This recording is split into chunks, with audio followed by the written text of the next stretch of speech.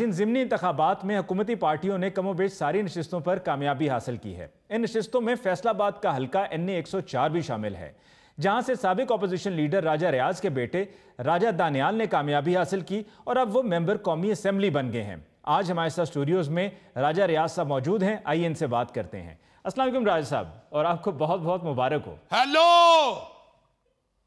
और यार ये पीछे से ढोल तो बंद करवाओ। हेलो, हुन मैं इस गल दा की जवाब दिया? घन gun gun gun gun gun gun gun gun gun. और यार अभी बाद में बात कर लेना, आवाज समझ नहीं आ रही। हेलो, हद हो गई है। 3 दिन हो गए हैं, पूरा फैसलाबाद भंगड़े पाई जा रहा है। I am sorry Ali Mumtaz साहब जी, बस साथ साथ चल रहा है। मैं बेल बंद कर दूं फिर फोन आ जाना है, मुझे पता है ना। राजा साहब, फैसलाबाद कोई मेला हो रहा है? मेले च कतल में बेचना लिया तो फैसलाबाद दा तो मैं नहीं पता क्यों फैसलाबाद वाले भंगड़ा डाल रहे हैं।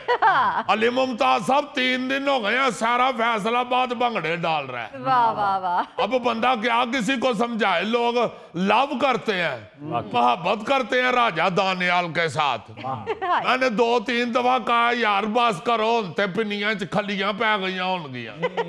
अगले कहते ने राजा साहब असी जानिए ते साडियां पिनियां जानन, तुसी ना विच बोलो। आर अली मुमताज साहब आपका भी बहुत बहुत शुक्रिया और पूरी कौम का भी बड़ा बड़ा शुक्रिया, और मैं उन करोड़ों बल्कि अरबों माओं का भी शुक्रिया अदा करता हूं जिनकी दुआएं रंग ले आई हैं। उस वक्त तक ये माएं मसलों से नहीं उठी जब तक इलेक्शन कमीशन ने रिजल्ट का ऐलान नहीं कर दिया। उस वक्त तक अरबों माएं मसलों के ऊपर सजदा रेज रही हैं। राजा साहब थोड़ी तादाद घटा दियो, हो सकता है हल्के च इन्नियां मावां ना होण। फिर तुसी गल कर लवो, मुंडा साडा जितया कि तू जितया यार? ਅਸੀਂ भी ਤੁਹਾਡੇ ਭਰਾ ही हैं, कोई गल। आहो ठीक है गौरी साहब, आप भाई हैं, मगर आप ये तो देखे कि हुआ क्या है। इस तरह की इलेक्शन में हमारी लीड हुई है कि पूरा पाकिस्तान बदनदा अंगुश्त रह गया है। और राजा साहब अंगुश्त बदनदा फिर तुसी गल कर लवो। बड़ा ताड़ा उर्दू दी तोएं रगा मुंह है, और तुसी हुन ओदी उर्दू सही कराओगे जिन्हां ने एडी वड्डी लीड लई है। अली मुमताज साहब पूरे फैसलाबाद में शेर ने ऐसा मैदान मारा है जैसे जुवैद मियांदाद ने शारजा के मैदान में छिक्का मारा था। हमने भी मुखालफिन के छक्के छुड़ा दिए, और राजा दानियाल ने बड़ी भारी अक्सरियत के साथ मैदान मार लिया है। कौन सी भारी अक्सरियत राजा साहब, आपके हल्के में वोटर्स की तादाद 5,57,637 है, और अगर आपके और आपके मुखालिफ के भी वोट इकट्ठे कर लिए जाए ना तो तब भी 70,000 मुश्किल से बनते हैं। ਅਸੀਂ तो सुन ही नहीं सकते। सही बात है, इतनी सर्दी में तो बंदा सोन ही नहीं सकता। आप देखे इतनी सर्दी होने के बावजूद 70,000 लोग बाहर निकले हैं। ये थोड़ी बात है, जितनी ठंड पड़ रही है इतनी ठंड में तो आपका सका बेटा मूंगफली लेने बाहर नहीं निकलता। हालांकि मूंगफली वाली रेडी के ऊपर अंगीठी भी जल रही होती है, ऊपर कोलों वाला कुजा भी पड़ा होता है। और राजा साहब फैसलाबाद में ही हल्का 96 में तकरीबन 1.5 लाख वोट पड़ा है। आहो ते उस हल्के सर्दी घट हुंदी है ना। राजा साहब तुसी अपने हल्के च ना देसी आंडे बेचने वाले मुंडे छड़ो। सही बात है, सर्दी का कोई बंदोबस्त होना चाहिए। राजा साहब पिछले इलेक्शन भी सर्दियों में हुए थे, फरवरी 2024 में, और तब आपके बेटे ने वहां से 95,000 वोट लिए थे और वहां से जीते थे हामिद रजा साहब 1.25 लाख वोट लेके, और दोनों के वोटों को तब इकट्ठा करें तो तकरीबन 2.5 लाख वोट बनता है। आहो तो पिछली दफा स्वेटर कितने सस्ते थे। ये भी तो देखें महंगाई कितनी हो गई है, जितने महंगे स्वेटर हैं कौन बेचारा गरीब आदमी स्वेटर खरीद सकता है। तो आपका मतलब है कि इस हुकूमत ने महंगाई कर दी है? यार इस हुकूमत ने किस लिए महंगाई की है? हुकूमत हुकूमत कर रही है या स्वेटर बेच रही है? ये तो जो स्वेटर बेचते हैं ये उनकी जियादती है। उन्होंने महंगाई कर दी है। आप देखे अल्लाह ताला के फजलो करम से हम गरीब आदमी के साथ ज्यादती नहीं करते। हमने हमेशा गरीब की बात की है, उसके साथ हमदर्दी की है। इसीलिए तो इतनी सर्दी पड़ने के बावजूद इतने लोग हजारों की तादाद में बाहर आ गए हैं। मिसाल तो गलत है, लेकिन इससे ज्यादा फिट मिसाल गौरी साहब मेरे ज़हन में कोई आ नहीं रही। अच्छा जी। राजा दानियाल को वोट देने के लिए लोग इस तरह बाहर निकले हैं जैसे जल्जला आते ही कलमा पढ़ते हुए घरों से बाहर निकलते हैं। या अल्लाह खैर करी। और राजा साहब मिसाल बदल लो, वो अल्लाह बदल लेते हैं। लोग ऐसे बाहर निकले हैं जैसे जवान लड़का 4-5 देसी अंडे खा ले तो उसके मुंह पे दाने निकलते हैं। और राजा साहब गल तो फिर वही हो गई, खुदा दा ना जे कोई नरम मिसाल दो। चलो यार, इस तरह वोट निकले हैं जैसे अंग्रेज के मुंह से फार अंग्रेजी निकलती है।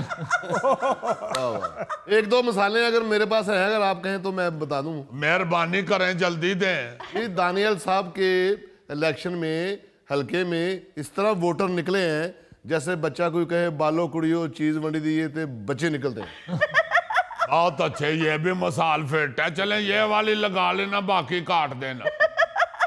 राजा साहब क्यों भड़के मार रहे हैं? हम सब जानते हैं कि ज़िमनी इंतखाबात में ज्यादातर वही पार्टी जीतती है जो हुकूमत में होती है। हाँ जी ठीक है, मगर आप यह देखे कि राजा दानियाल ने साबित किया है कि शेरां दे पुत्र भी शेर ही होंदे ने। बोर्ड दी थां ते बोर्ड ही उगदा है। वाह ਇਹਦੇ ਚ ਵੀ ਕੋਈ ਇੱਕ ਦੋ ਮਿਸਾਲਾਂ ਦੱਸੋ।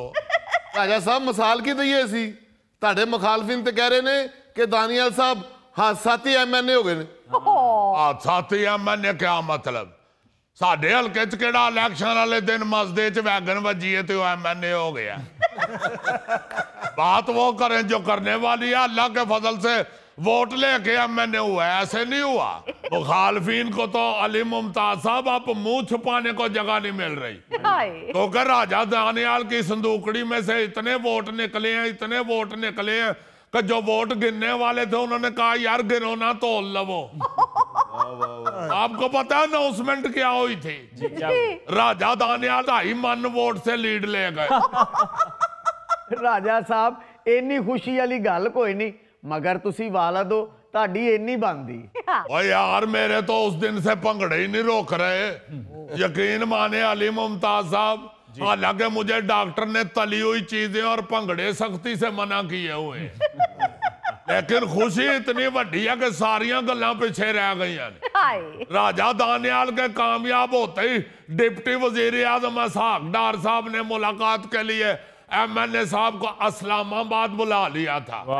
और वहां पे वजीर आजम शहबाज शरीफ साहब, जिनके बारे में अमेरिका का सदर ट्रंप कहता है कि ये अजीम वजीर आजम है, वो मियां शहबाज शरीफ साहब, उन्होंने राजा दानियाल को स्पेशल मुबारकबाद भी दी है। वाह जी वाह। और उधर वजीर भी बैठे हुए थे। अच्छा, उनके साथ ही राजा दानियाल को भी बिठाया है। वाह, यानी कि वजीरों के साथ बिठाया है? हाँ जी, उन्होंने बकायदा ये कहा है कि दानियाल तुम्हारा हेयर स्टाइल भी वजीरों जैसा ही है।